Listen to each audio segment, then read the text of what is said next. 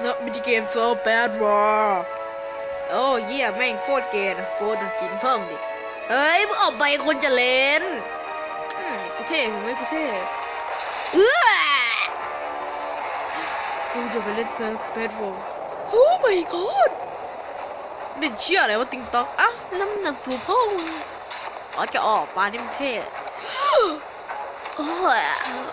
แป๊บนึงฝากแฟนไว้ก่อนกูต้องมาเคลียร์กับไอ้โครงกระดูกนั่นมันทำเพื่อนกู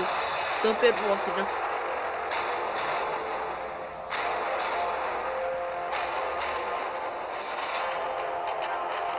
จะออกกูลงมาอีกเท่ทำไมกูอยู่ลง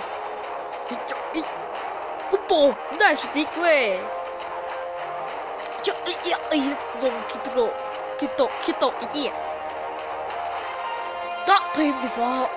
จะฮอดแล้วกูทีมเทพทูทีมกูแม่งกูจะมาล้างแค้นมันจะสีแดงสินะมาแล้วสัตว์ทีมสุดเกียร์มาบอยขอยีฟ้าแป๊บหนึ่งนะเพื่อนว้าวเชียเอาละฉันเอาบล็อกมาอุดเตียงแล้วนะเจ้าลุงนี่มันเซิร์ฟแบดบอลไม่ใช่เวลานอนนะเว้ยปวดหัวเลยโจ๊ไม่เป็นใครมาตุยแล้วนะสินะเพชรฉันเก็บได้แล้วกูจะเป็น GM ทุยอย่าเอาพิษมาพิธาให้เราบุคคลคือคิดโตอย่าคิดโตแล้วกินเป็นโตมากเป็นโตพามพองไอ้เฮียนี่แม่งมากนะเอาได้ไปเอ็มซีเป็นโตโอ้กูได้เป็นโตมา13ไอ้เชี่ยนั่นเป็นโตที่เกมซีเสียสัตว์ไม่ตายหาแน่เอ็นกูเฮ้ยอันนี้บอยเฮียโอ้กูเบลแล้วสัตว์นี่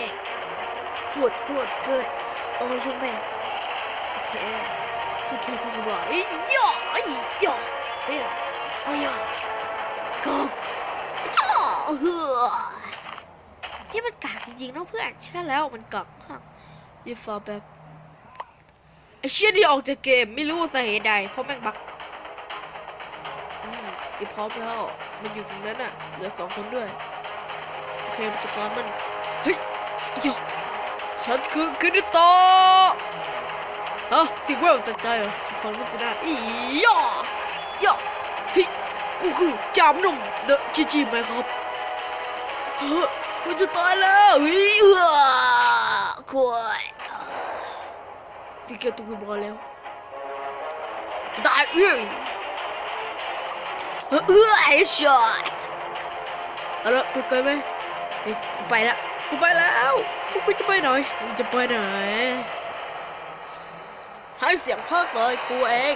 แล้วก็อย่าลืมกด subscribe ช่องเราด้วยนะครับผม